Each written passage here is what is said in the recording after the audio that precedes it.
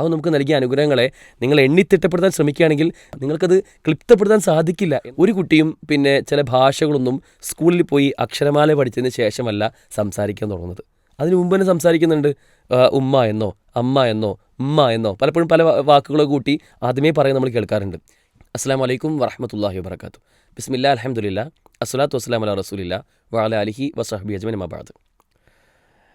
ഒരുപക്ഷെ അള്ളാഹു സുബ്ഹാനഹു വ തആല നമുക്ക് നൽകിയ വ്യത്യസ്തങ്ങളായ അനുഗ്രഹങ്ങളിൽ മനുഷ്യരെ സംബന്ധിച്ചിടത്തോളം അവർ വഞ്ചിതരാകുന്ന ചില അനുഗ്രഹങ്ങളുണ്ട്. അതിൽപ്പെട്ട ഒന്നാണ് നമ്മുടെ കാഴ്ച. എന്നാൽ കാഴ്ചയാകുന്ന അനുഗ്രഹത്തെപ്പറ്റി പലപ്പോഴും നമ്മൾ ചിന്തിച്ചിട്ടുണ്ടാവും.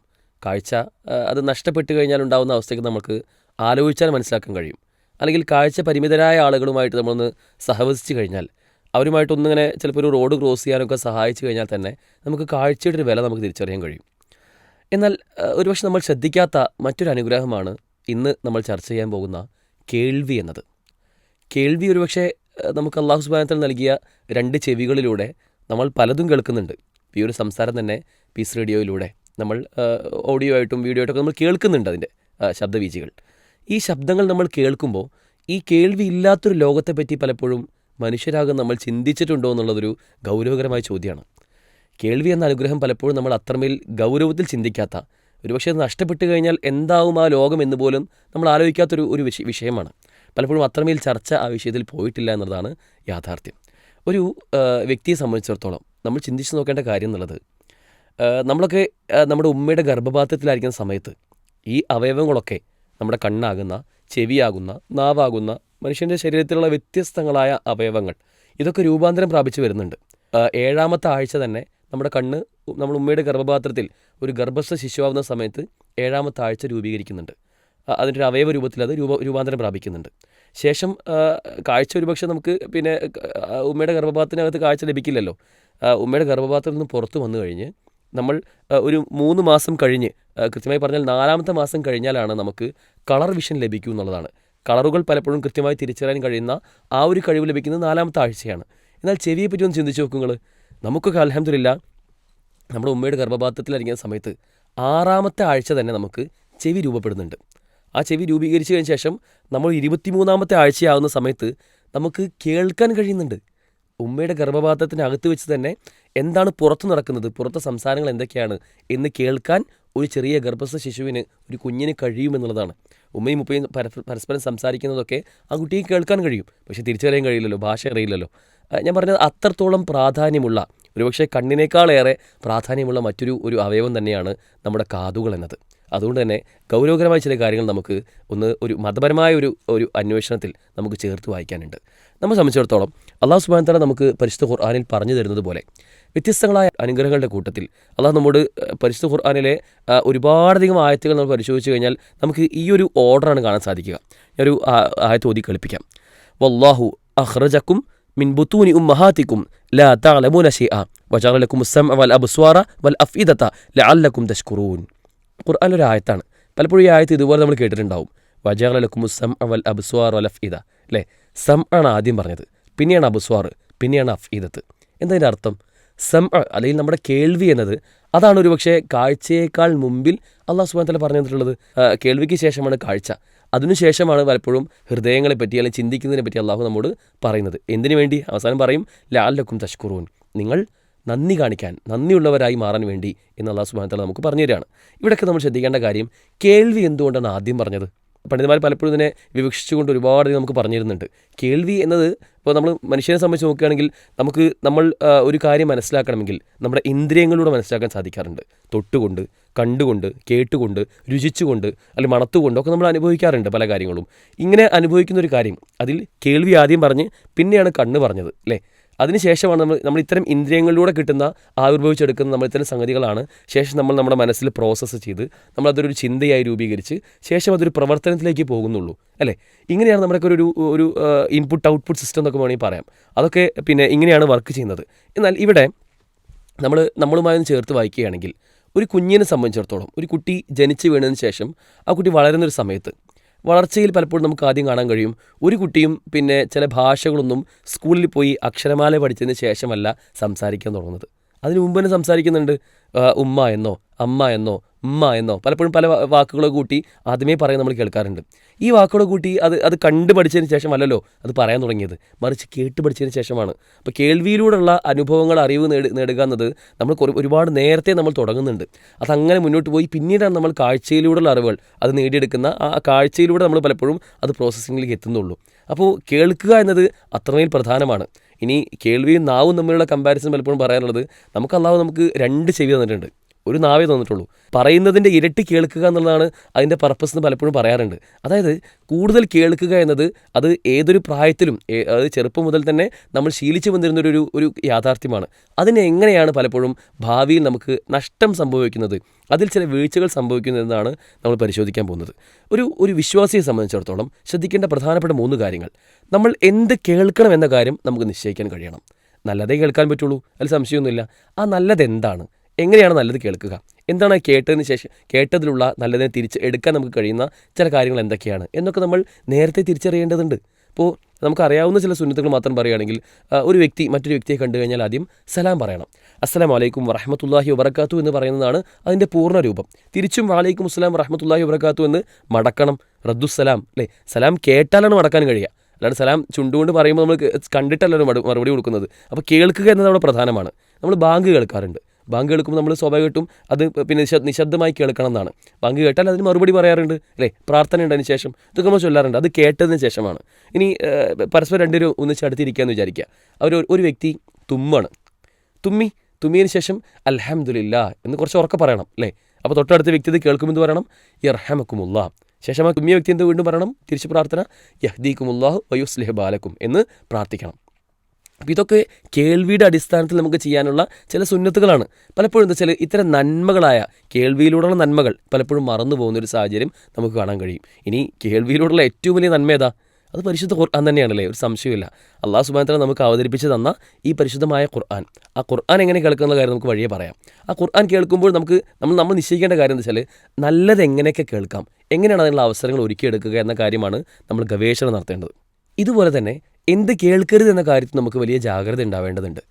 എന്ത് കേൾക്കണമെന്ന കാര്യം നമ്മൾ പറഞ്ഞു, അതുപോലെ എന്ത് കേൾക്കരുത് എന്ന കാര്യത്തിലും വലിയ ഗൗരവത്തിൽ നമ്മൾ ശ്രദ്ധിക്കേണ്ട കാര്യം, ഹറാമായ കാര്യങ്ങൾ കേൾക്കാൻ പാടില്ല, അല്ലേ?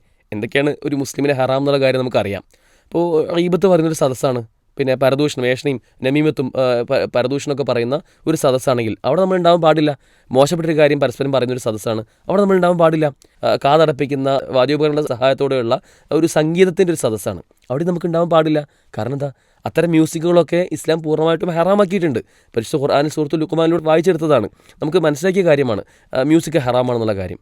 ഒരിക്കൽ ഇബ്നു ഉമർ റളിയല്ലാഹു അൻഹുമ അദ്ദേഹം ഒരു യാത്ര ചെയ്യാണ്.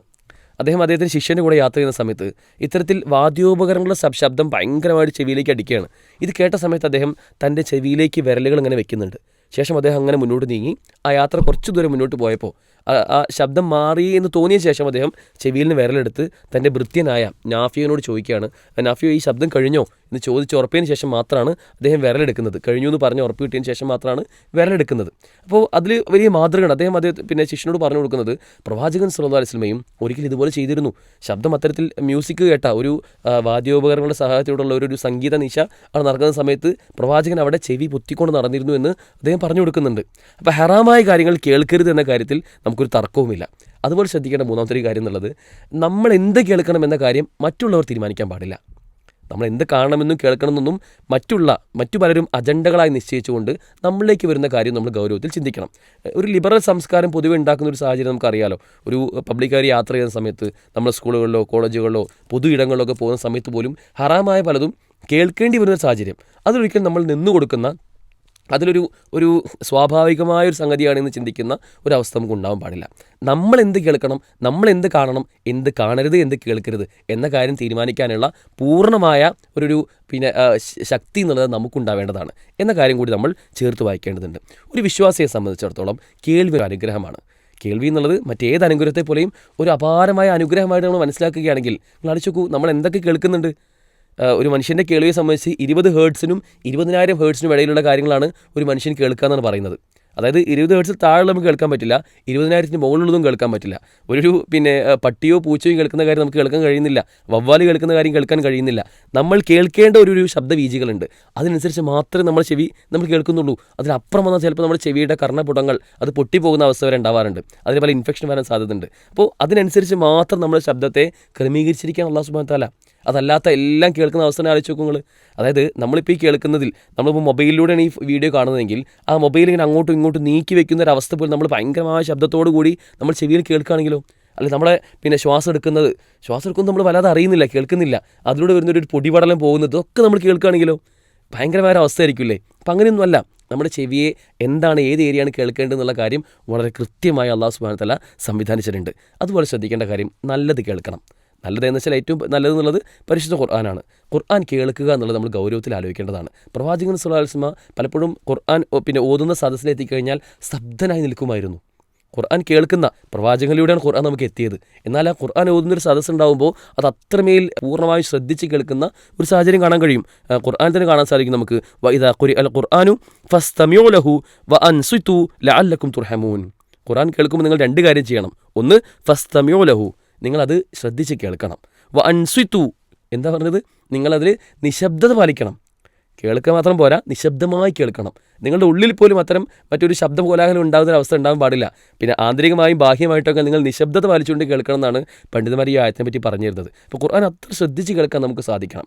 നമ്മൾ സുബഹി നമസ്കാരത്തിനും മഗ്‌രിബിനും ഇശാവിനും ഒക്കെ നമ്മൾ, അല്ലെങ്കിൽ ജുമുഅയ്ക്കും പെരുന്നാൾ നമസ്കാരത്തിനൊക്കെ ഖുർആൻ ഉറക്കെ ഓതുന്നത് കേൾക്കുന്ന ആൾക്കാരാണ്. പക്ഷേ ആ ഖുർആൻ്റെ ഉറക്കെ ഓതുന്ന ആ ഓത്ത് കേട്ട് നമുക്ക് എന്ത് മാറ്റം ഉണ്ടാവാറുള്ളത് നമ്മൾ ഗൗരവത്തിൽ ആലോചിച്ച് നോക്കേണ്ട വിഷയമാണ്. അപ്പം അത്തരത്തിൽ നമുക്ക് ചില മാറ്റങ്ങൾ ഉണ്ടാക്കാൻ ഖുർആൻ പാരായണം കേൾക്കുമ്പോൾ അങ്ങനെ ആഴത്തിൽ നമുക്ക് ആ കേട്ടതുമായിട്ട് അതിലൊരു ഹലാവത്ത് കണ്ടെത്താനുള്ള ഒരു ശ്രദ്ധ നമുക്ക് കണ്ടെത്താൻ സാധിക്കേണ്ടതുണ്ട് എന്ന കാര്യം കൂടി ശ്രദ്ധിക്കുക. ഇങ്ങനെ ശ്രദ്ധയോടെ കേൾക്കുക. പ്രത്യേകിച്ചും പരിശുദ്ധ ഖുർആൻ ഓതുന്നത് അത് അള്ളാഹു നമ്മോട് സംസാരിക്കുന്ന അള്ളാഹുവിൻ്റെ കലാമാണ്. ഈ ഭൂമിയിൽ വെച്ച് നമുക്ക് കേൾക്കാൻ കഴിയുന്നതിൽ ഏറ്റവും നല്ല സംസാരം ഏതാണ്? നമ്മുടെ ഭാര്യയുടെ സംസാരമാണോ, ഉമ്മയുടെ സംസാരമാണോ? അല്ല, അതിലുമപ്പുറം അള്ളാഹു നമ്മോട് പറഞ്ഞിട്ടൊരു സംസാരം ഉണ്ടെങ്കിൽ ആ സംസാരം കേൾക്കാനല്ലേ ഒരു ബുദ്ധിയുള്ള ചിന്തിക്കുന്നൊരു വിശ്വാസം ശ്രദ്ധിക്കേണ്ടത്. അപ്പോൾ സ്വാഭാവികമായിട്ടും നമ്മൾ കേൾക്കുന്നതിലേറ്റ് ഏറ്റവും അധികം കേൾക്കേണ്ടത് എന്താണെന്ന് വെച്ചാൽ പരിശുദ്ധ ഖുർആനാണ്. ഇപ്പോൾ ഈ പീസ് റേഡിയോയിൽ ഖുർആൻ റേഡിയോ എന്നുള്ളൊരു ഓപ്ഷൻ ഉണ്ട്, ഒരു സ്റ്റേഷൻ ഉണ്ട്. അതൊന്ന് ഓണാക്കി വെച്ച് കഴിഞ്ഞാൽ ഖുർആൻ മാത്രമേ കേൾക്കാറുള്ളൂ അല്ലേ. അതല്ലേ ഏറ്റവും നല്ല കേൾവി എന്നുള്ളത്. ഇതുപോലെ നമുക്ക് എവിടെയാണോ ഖുർആൻ കേൾക്കാനുള്ള, അള്ളാഹുവിൻ്റെ ഖുർആൻ പഠിക്കാനുള്ള സംവിധാനങ്ങളുള്ളത് അവിടെയൊക്കെ നമ്മൾ എത്തണം. അത്തരം കേൾവികളിലൂടെ നമ്മൾ നമ്മുടെ ചെവിയെ അതിലൂടെ കേൾക്കുന്ന മോശപ്പെട്ട കാര്യങ്ങളൊക്കെ മാറ്റി വെച്ചുകൊണ്ട് നമ്മൾ അത്തരം നല്ല കാര്യങ്ങളിലേക്ക് സ്വിച്ച് ഓൺ ചെയ്യാനുള്ള ഒരു ശ്രദ്ധയും ജാഗ്രതയും നമ്മൾ കൊണ്ടുവരേണ്ടതുണ്ട്. ഇങ്ങനെയാണ് യഥാർത്ഥത്തിൽ നമ്മുടെ കേൾവിയെ, അള്ളാഹു നമുക്ക് നൽകിയ അപാരമായ അനുഗ്രഹമാണ് കേൾവി. ആ കേൾവിയെ ഇസ്ലാമികമാക്കാൻ നമുക്ക് കഴിയേണ്ടതുണ്ട്. അതിന് ഇത്തരം ചില ശ്രദ്ധകൾ, നമ്മൾ കേൾക്കുന്ന കാര്യങ്ങൾ നന്മ മാത്രമായിരിക്കണം. നമ്മളൊരിക്കലും കേൾക്കാൻ പാടില്ലാത്തത് കേൾക്കുന്നില്ല.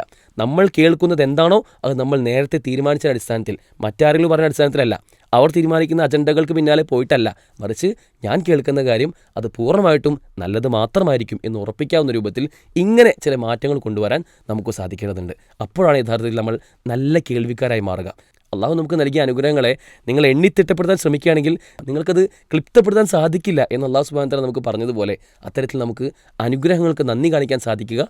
അപ്പോഴാണ് തിരിച്ചറിയുക അള്ളാഹു നമുക്ക് നൽകിയ അനുഗ്രഹങ്ങൾക്ക്, പ്രത്യേകിച്ചും കാതുകൾ പോലെയുള്ള നമുക്ക് ഒരിക്കലും ചിന്തിക്കാൻ കഴിയുന്ന അപ്പുറമുള്ള പല അനുഗ്രഹങ്ങൾ ഡെഫായ എത്രയോ ആളുകളും കാണുന്നുണ്ട്.